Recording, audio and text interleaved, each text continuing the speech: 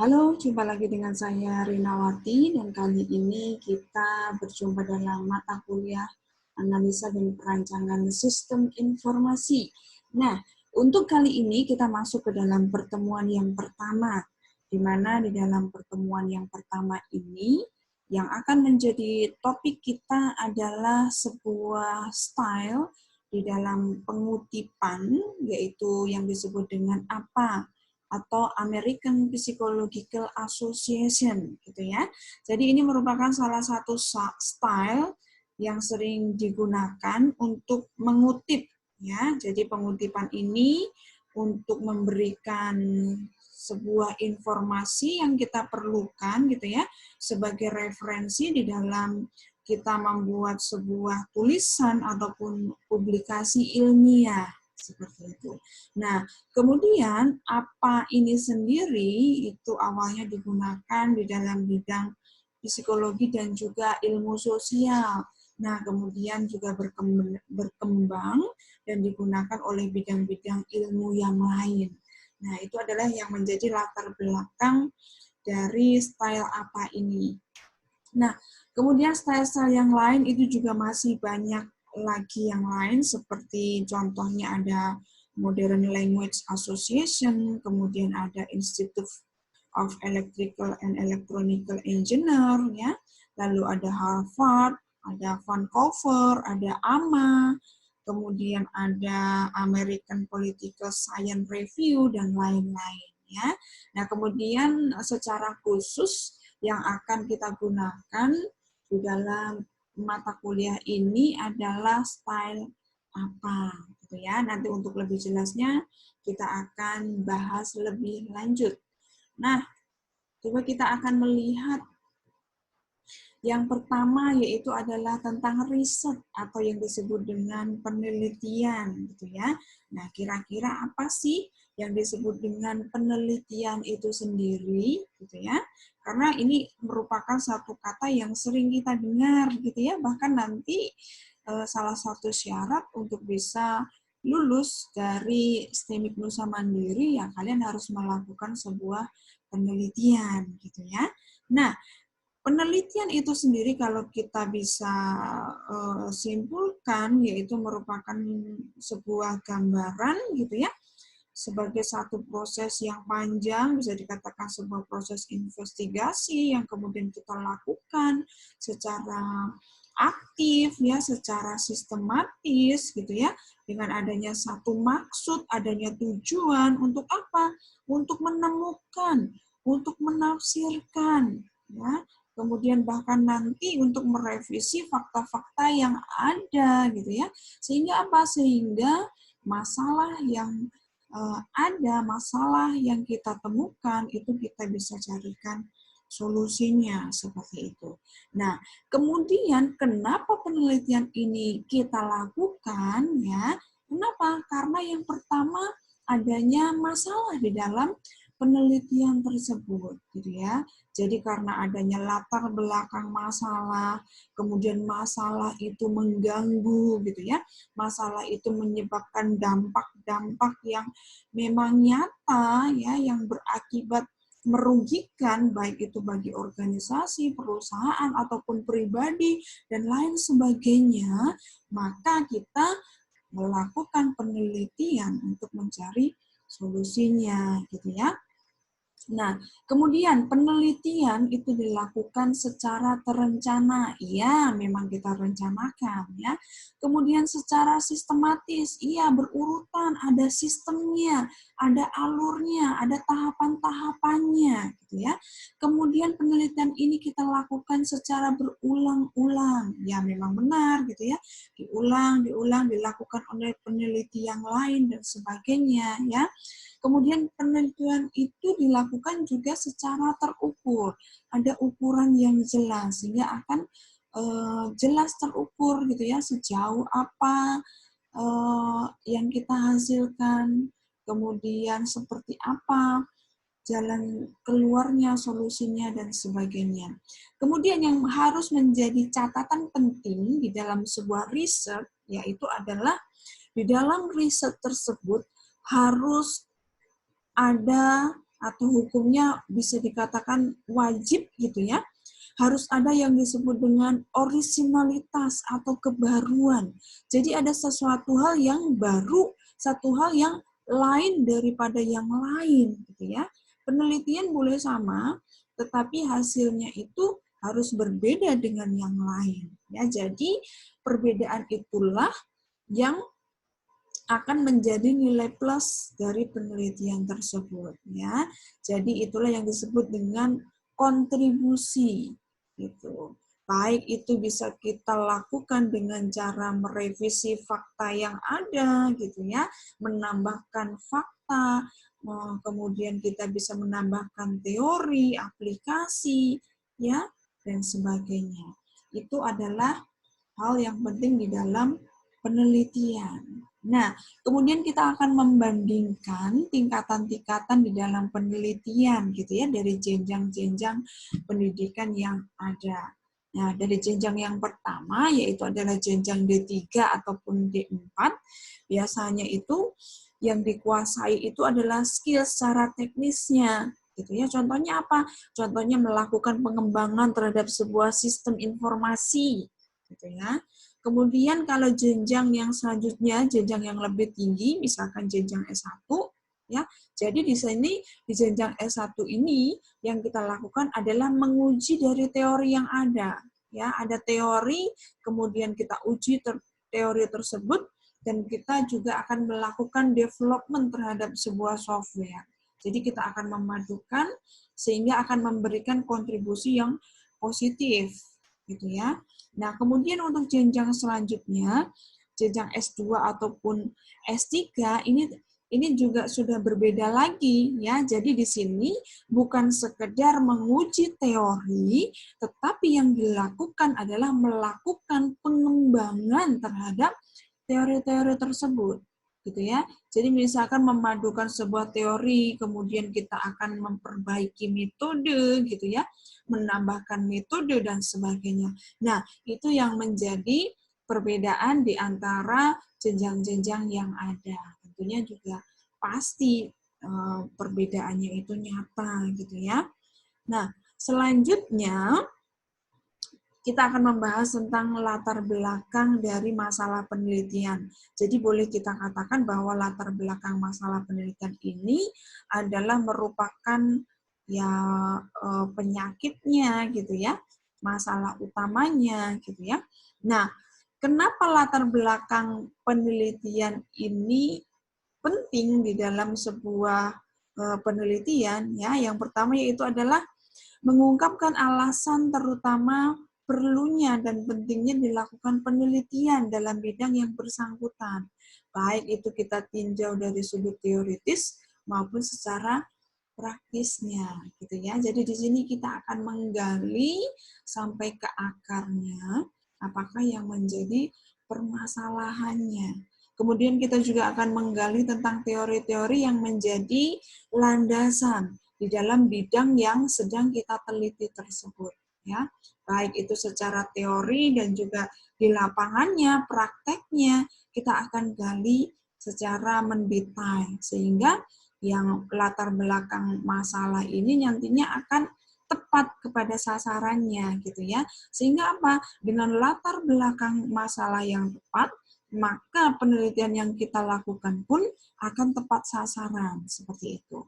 Kemudian yang kedua, di dalam latar belakang masalah ini akan memberikan penjelasan kepada pembaca tentang kondisi objek dari penelitian yang kita teliti, disertai dengan situasi ataupun keadaan dari masalah yang sedang kita teliti. Jadi latar belakang masalah ini, dengan latar belakang masalah ini akan memberikan satu informasi yang jelas gitu ya kepada pembaca, sehingga pembaca ini akan memahami seperti apa toh kondisinya dan sebagainya. Nah, itu dia. Kemudian kenapa penelitian itu penting? Ya, yang pertama, karena fenomena tertentu yang menunjukkan adanya celah antara fenomena yang terjadi dengan yang diharapkan dalam bisnis, masyarakat, industri atau negara yang menarik perhatian dari peneliti, gitu ya. Jadi si peneliti ini melihat ada sesuatu hal yang berbeda, gitu ya. Satu hal yang memang ini apa ya, menyebabkan satu hal yang tidak baik, seperti itu. Nah, inilah yang menjadi bahan sebagai seorang peneliti untuk melakukan penelitian. Kemudian apalagi yang kedua yaitu adalah celah dari hasil penelitian yang menunjukkan adanya perbedaan, ya, adanya perbedaan di antara satu peneliti dengan peneliti yang lain, gitu ya. Jadi di sini peneliti menginginkan satu jawaban, menginginkan satu apa ya, hasil yang memang benar seperti itu. Jadi kenapa ada perbedaan kita di antara peneliti-peneliti sebelumnya? Maka di sini kita memiliki satu keingintahuan untuk mencari mana yang benar, seperti itu ya. Kemudian yang ketiga, celah teori yang menunjukkan adanya perbedaan pandangan antara ahli tertentu dengan ahli yang lainnya. Nah, ini juga berbicara tentang perbedaan pandangan. Jadi, ya kembali lagi akan kita cari tahu mana yang paling benar, seperti itu ya. Lalu rumusan masalah penelitian. Nah, di sini yang harus dipertimbangkan oleh seorang peneliti dalam menentukan dan merumuskan masalah penelitian. Yang pertama yaitu adalah masalah yang akan diteliti itu harus memiliki teoritis maupun implikasi praktek, gitu ya. Jadi ini merupakan satu keharusan ya. Kita harus menggali secara teori dan juga bukan hanya itu, kita harus melihat apakah konsekuensi ataupun akibat yang dihasilkan dari satu hasil penelitian. Ya, itu yang disebut dengan implikasi. Seperti itu. Apa nanti yang akan menjadi konsekuensinya? Ya. Kemudian yang kedua, masalah yang diteliti itu menarik bagi peneliti dan sesuai dengan bidang ilmu yang dikuasainya, gitu ya. Jadi memang peneliti ini tertarik tentang bidang yang akan dia teliti dan kemudian dibekali dengan adanya ilmu yang memang dia kuasai, seperti itu. Nah, lalu salah satu hal yang perlu kita perhatikan di dalam kita melakukan penelitian, yaitu adanya satu pembatasan masalah terhadap penelitian. Kenapa hal tersebut kita lakukan? Karena dengan pembatasan masalah ini, yang pertama apa? Masalah itu bisa lebih mudah untuk dirumuskan, ya. Jadi ada batasan yang jelas sehingga tidak melebar kemana-mana. Ya. Kemudian yang kedua yaitu pembahasan yang lebih terperinci dan juga akan memungkinkan pengambil keputusan yang definitif. Artinya apa? Artinya di sini bahwa satu keputusan yang bisa dipertanggungjawabkan, satu keputusan yang benar, bahkan nantinya keputusan tersebut bisa berlaku untuk jangka panjang, gitu ya. Jadi memang bisa dipertanggungjawabkan kebenarannya, seperti itu ya. Nah, kemudian selanjutnya penulisan dari sumber kutipan. Ini juga sangat penting ya. Nah, secara sederhana, kutipan adalah semua kalimat dan paragraf yang bukan berasal dari ide ataupun tulisan. Jadi kutipan ini kita mengambil dari tulisan orang lain, dari pendapat orang lain, dari ide orang lain. Kemudian kita kutip dan kita jadikan sebagai sebuah latar belakang ataupun landasan dari apa yang ingin kita sampaikan, begitu ya. Nah, kita akan membedakan menjadi dua jenis pengutipan itu ya. Yang pertama yaitu yang disebut dengan kutipan tidak langsung. Ya, apa itu kutipan tidak langsung? Yaitu merupakan satu kutipan jika penulis itu mengambil ide orang lain, kemudian merangkainya dengan kalimat sendiri. Jadi, ide orang lain kita parafrase, kita rangkai kembali kalimatnya menggunakan kalimat kita sendiri. Jadi, artinya itu tetap sama, tetapi kalimatnya berbeda. Itu yang disebut dengan kutipan tidak langsung atau memparafrase seperti itu ya. Kemudian yang kedua yaitu yang disebut dengan kutipan langsung. Jadi kalau kutipan langsung ini kita akan menulis ulang ide dari orang lain sesuai dengan aslinya. Jadi istilahnya hanya copy paste seperti itu ya. Jadi apa yang dia tulis ya seperti itu yang kita tulis ulang. Nah, itu dia. Kemudian dari kutipan langsung itu ada dua jenis. Yang pertama yaitu adalah kutipan langsung yang sifatnya itu adalah pendek gitu ya. Jadi pendek. Nah, di sini kita akan menggunakan style yang apa ya?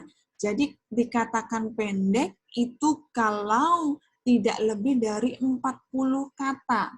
Gitu ya. Jadi 40 kata ke bawah itu masuknya adalah ke jenis kutipan langsung yang pendek. Gitu ya. Nah, untuk menulis kutipan langsung pendek ini kita akan menulis di dalam satu paragraf, gitu ya. Kemudian paragraf tersebut kita akan berikan tanda petik dari awal kutipan sampai dengan akhir kutipan, gitu ya. Nah, ini contohnya. Ini adalah kutipan yang kita ambil. Kita batasi dengan tanda kutip di awal dan di akhir. Ya, ini adalah contoh dari kutipan yang pendek. Kemudian yang kedua, kutipan langsung yang sifatnya itu panjang. Jadi kalau lebih dari 40 kata, ini masuk ke dalam kutipan langsung panjang. Nah, bagaimana cara kita menulisnya? Yaitu adalah kita membuat yang disebut dengan blok kalimat, kemudian kita kutip tanpa tanda petik, ya ingat ya, tadi yang pendek itu di awal pakai tanda petik, di akhir juga pakai tanda petik. Kalau yang panjang ini tanpa tanda petik. Ya. Kemudian spasinya itu sama. Nah, lalu menjorok masuk ke dalam 5 spasi. Ya. Nah, kemudian kita pisah dengan tulisan kita. Nah, ini contohnya. Ya. Ini adalah contohnya. Nih dia. Jadi 5 spasi, kemudian kita buat blok, begitu ya. Kemudian kita pisahkan dari tulisan kita dengan tulisan kutipan ini. Nah, itu adalah contoh penulisannya. Kemudian kenapa kita melakukan penulisan kutipan ini, gitu ya? Karena yang pertama agar terhindar dari plagiarisme, ya. Jangan sampai kita dituduh menjiplak karena ini ada undang-undangnya, begitu ya. Kemudian yang kedua, karena kita menghargai penulis yang sebelumnya, gitu ya. Lalu yang ketiga, membantu pembaca yang ingin tahu lebih dalam mengenai sumber kutipan. Jadi itulah yang melatar belakangi kenapa wajib melakukan sumber kutipan, wajib melakukan pengutipan, gitu ya. Ini penting sekali. Lalu yang terpenting di sini adalah bagaimana dengan kutipan yang kita buat, ya, akan membebaskan kita dari plagiarisme. Seperti itu ya. Nah, itu dia yang dapat saya sampaikan di dalam pertemuan ini. Semoga bermanfaat gitu ya. Dan semoga memberikan gambaran yang lebih baik. Dan akhir kata, terima kasih atas perhatiannya. Tetap semangat dan tetap sehat. Selamat malam.